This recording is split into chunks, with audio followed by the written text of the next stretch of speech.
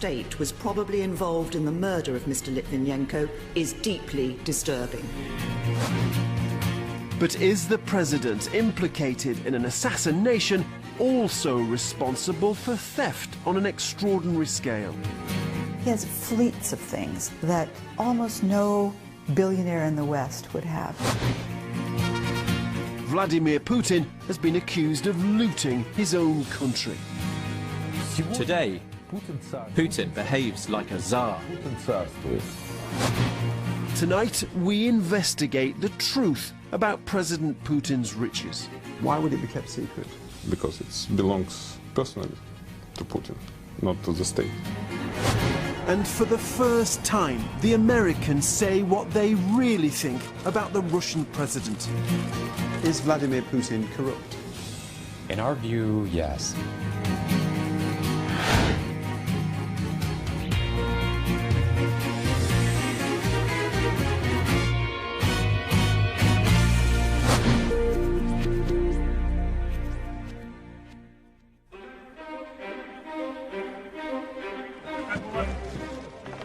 There is no other world leader like Vladimir Putin. Action man. Man of the people.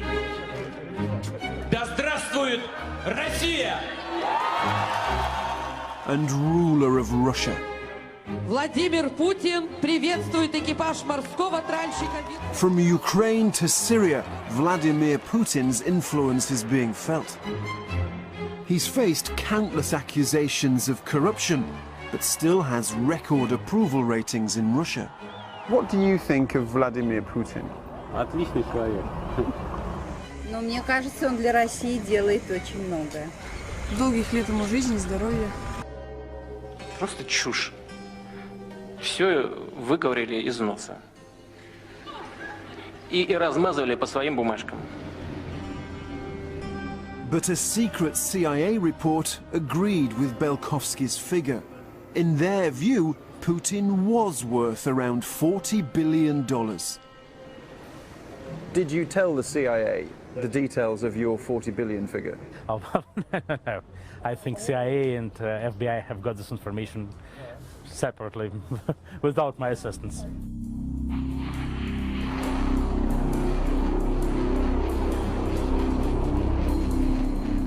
Russia's role in the Ukrainian conflict has led to closer scrutiny of Putin's finances. Many of his inner circle and Putin as corrupt shows how bad relations have become. So what's the truth about Putin's money? Has Russia's president been making billions on the side? And if he has, where's it all hidden?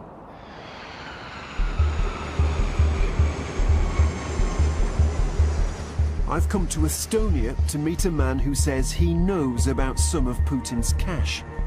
He fled Russia after falling out with Kremlin insiders. Our contact helped Putin collect money from the super rich. They all thought it was to pay for healthcare. But Sergei Kolesnikov says some of the donated cash was diverted and ultimately used to help build a $1 billion palace for Putin. Regrettably, these funds, which were supposed to be invested in decent investment projects, to a significant extent, ended up being spent on a palace on the Black Sea coast. And here it is.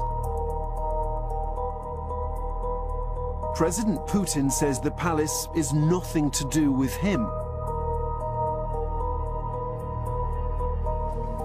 But we've seen documents linking Vladimir Putin to the palace at the time it was built. They show a secret money trail, and it's claimed Putin was at the heart of it. These are documents from one of the offshore companies that diverted millions of dollars to the palace. And according to Kolesnikov, the owner of this company was Putin himself. The offshore company was overseen by Kolesnikov and his business partner, a Kremlin insider called Nikolai Shamalov. Ever talk, But Panorama has tracked down one who will.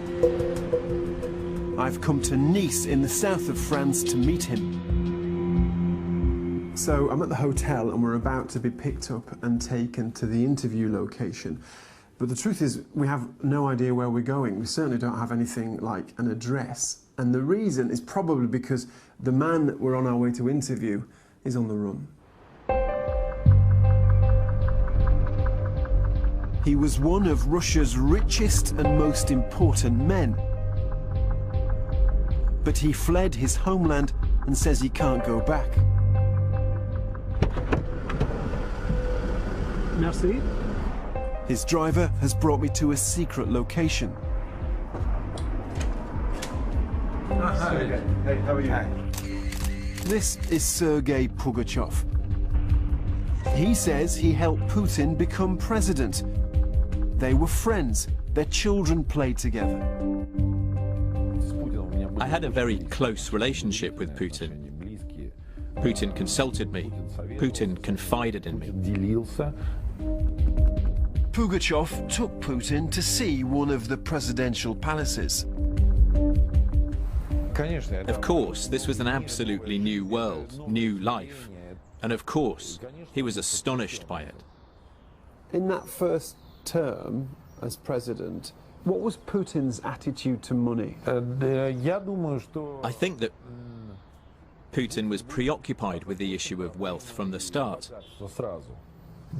I think that for Putin, this was an important factor. We talked about it. He didn't hide it. He knew he wanted to leave office as a wealthy person.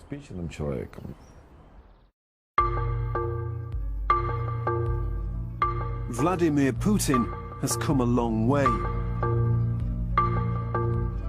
He wasn't born rich, and to understand him, you need to go to his home city, St. Petersburg.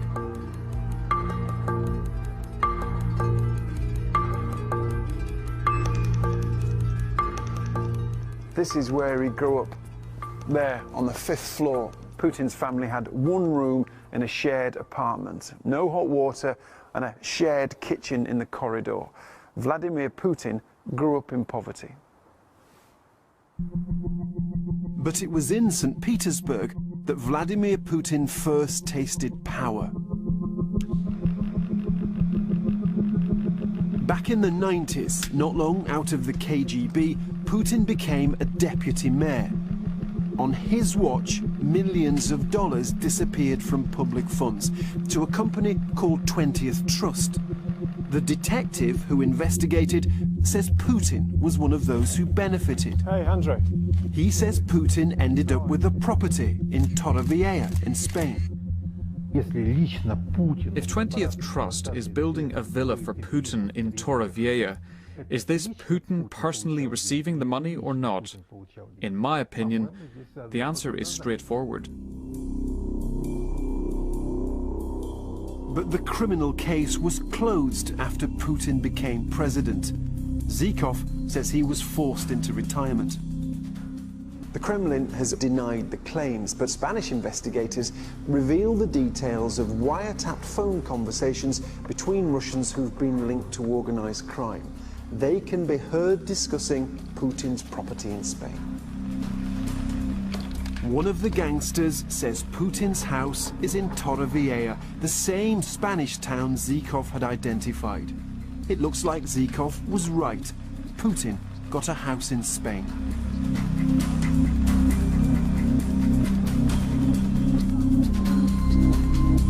So, in St. Petersburg, Putin learned how to profit from power. He also built a loyal team. After he moved to the Kremlin, they came with him.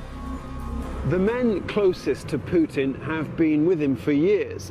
They were with him here in St. Petersburg, and they've stayed with him ever since. And this is the group that he trusts and that he rewards. And this is the group that runs Russia.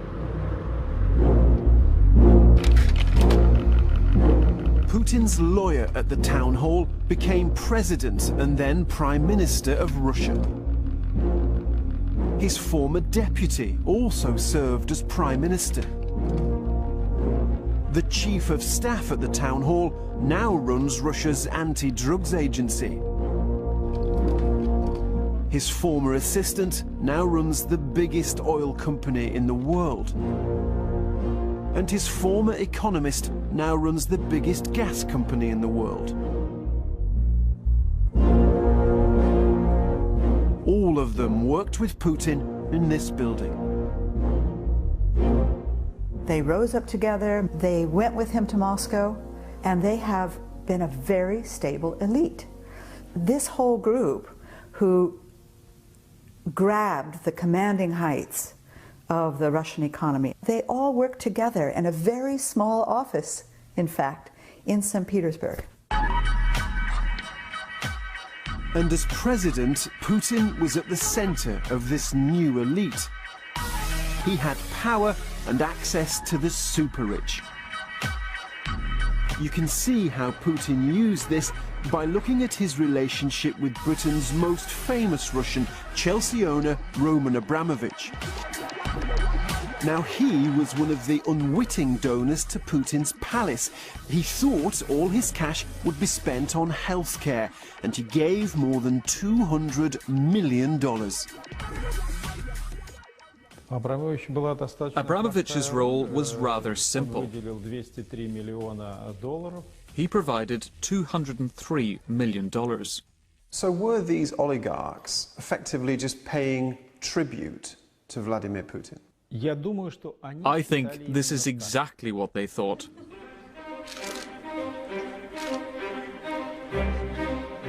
Abramovich and other wealthy Russians are expected to pay for important projects like hosting the 2018 World Cup. Я не исключаю, что господин Абрамович может принять участие в одном из таких проектов. Но пусть раскошелится немножко, ничего страшного, у него будет, у него много там денег. FIFA World Cup, ladies and gentlemen, will be organized in Russia. But we have been told about a gift that can't be explained away as good for anyone other than Vladimir Putin. A $35 million yacht like this one, given by Roman Abramovich.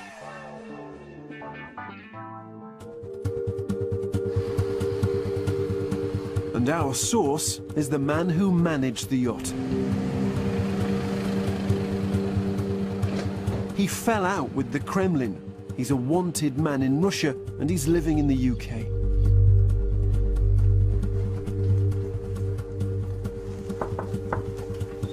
Hi. Dmitry, I'm Richard. Yes, nice to meet you. Dmitry Skarga says he helped oversee the transfer of the boat from Abramovich to Putin. I was on board of this yacht at the end of March 2002 in Amsterdam, and there was a representative of Mr. Abramovich. Skarga says the yacht was given to an offshore company, but the real owner was President Putin. Vladimir Putin visited this yacht, definitely now, at the autumn of 2002 in Sochi. This yacht was maintained and paid for running costs from state budget. Why would it be kept secret? Because it belongs personally to Putin, not to the state. We've seen documents that appear to support Skarga's story. Roman Abramovich's lawyers said the claims were unsubstantiated, little more than a rehash of speculation and rumours. But they didn't specifically deny that he had given President Putin a yacht. You can hardly blame Abramovich for wanting to keep on Putin's good side. Standing up to him can be dangerous. Масштабы коррупции в России в районе 30 миллиардов оценивается долларов. Это 10-12% ВВП. This is billionaire Mikhail Khodorkovsky publicly challenging Putin about corruption.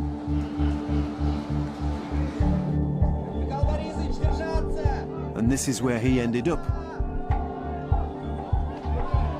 Khodorkovsky was jailed for tax evasion and embezzlement. His business was taken by the Russian state. The beauty of the system is that it's organized and run according to the old adage, for my friends everything, for my enemies the law. The message that Putin chose to send to all of them was that I can put you in prison for anything. I don't need to have a watertight case. So that is the genius of the system. Sergei Pugachev claims he lost his business too. He started a multi-billion-dollar compensation claim against the Russian state. But the Russian authorities accuse him of stealing billions of dollars from a bank he used to own.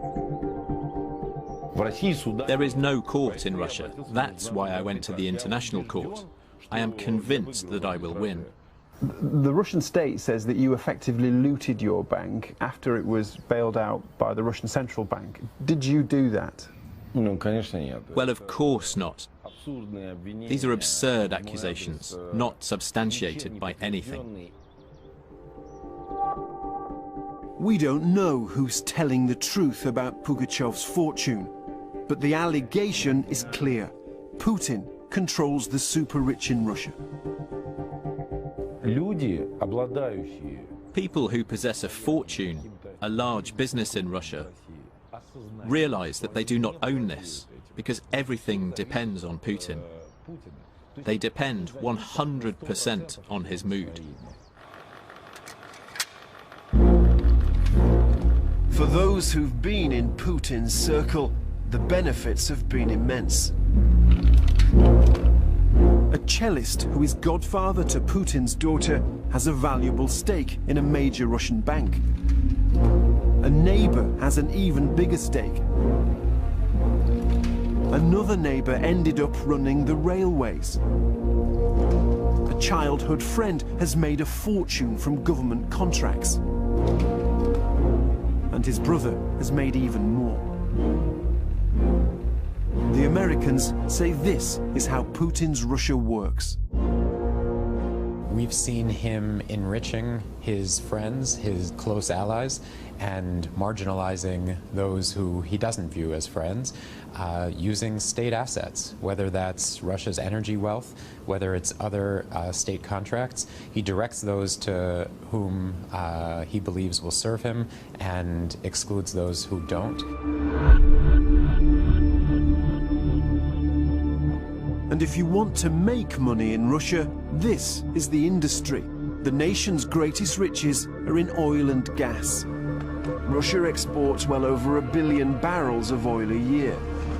And here too, Vladimir Putin has been accused of taking a cut for himself. Putin came, he established a system where high-ranked officials actually want to control vital strategic assets. What we have now are a bunch of shady guys who barely appear in public and who control vital businesses linked to the state, which makes one think and wonder whether they are real beneficiaries of their business or somebody super powerful is really behind their back.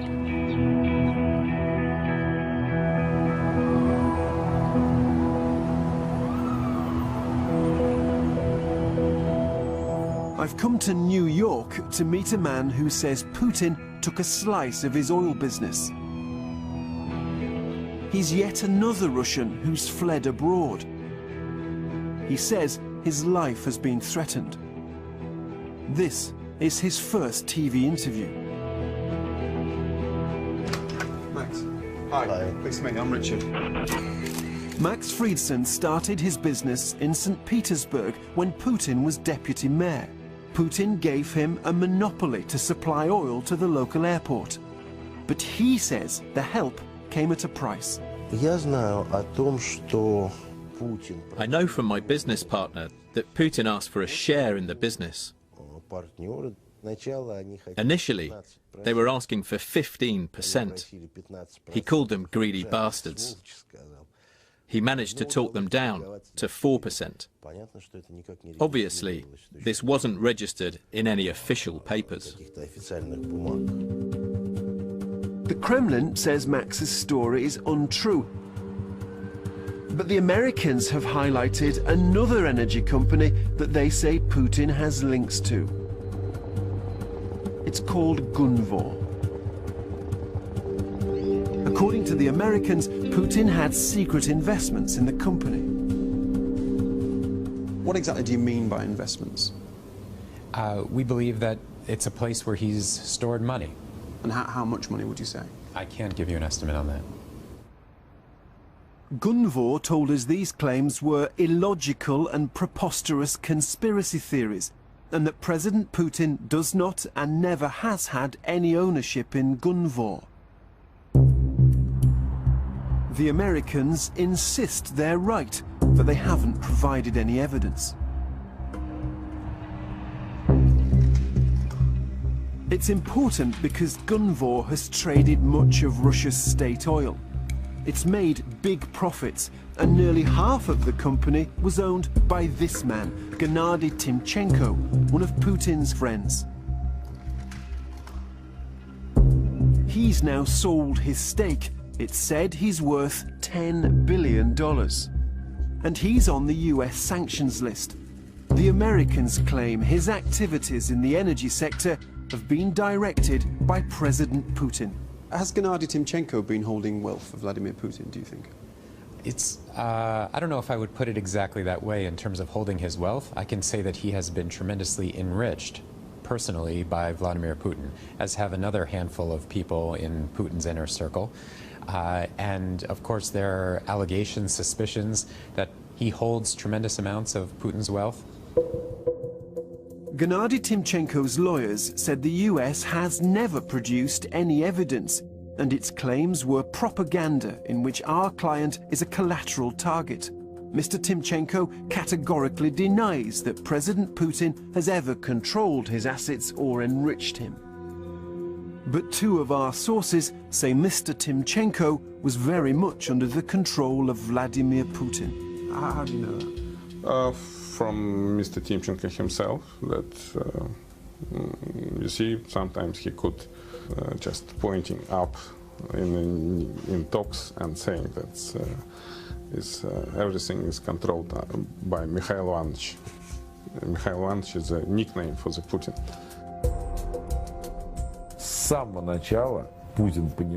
From the very start, Putin understood that money which Timchenko was managing,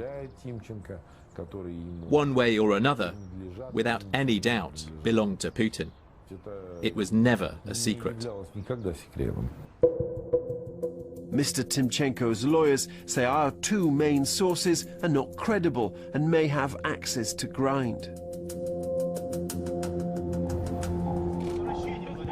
President Putin denies all the allegations in this program.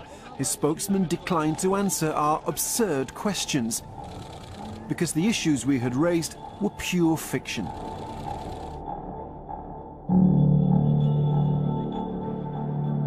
This all matters because President Putin is one of the most powerful people on the planet. But he's been accused of using that power to enrich himself on a vast scale. I started arguing with Shamalov, and he said to me, "Who do you think you are? You're a serf." The Tsar, he often called Putin the Tsar, the Tsar made a decision. Your job is that of a serf, to deliver. Some say Putin can demand anything he wants, so almost any figure for his wealth is meaningless.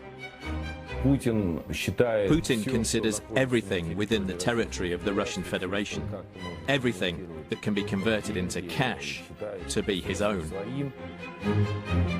How would you describe that kind of wealth? Describe as a kind of Arabic fairy tales. So it just with the fingers slip and everything is arranged. Putin has been accused of corruption on an extraordinary scale. The modern Tsar, who plundered his own empire.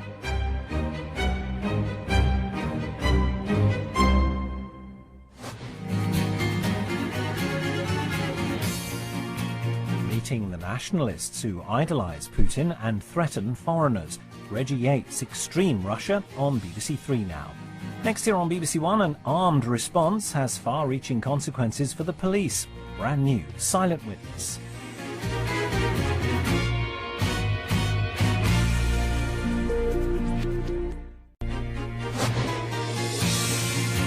is the world leader accused of personally approving murder on the streets of London. The conclusion that the Russian state was probably involved in the murder of Mr. Litvinenko is deeply disturbing. But is the president implicated in an assassination also responsible for theft on an extraordinary scale? He has fleets of things that almost no billionaire in the West would have. Vladimir Putin has been accused of looting his own country. Today, Putin behaves like a czar. Tonight, we investigate the truth about President Putin's riches. Why would it be kept secret? Because it belongs personally to Putin, not to the state. And for the first time, the Americans say what they really think about the Russian president. Is Vladimir Putin corrupt? In our view, yes.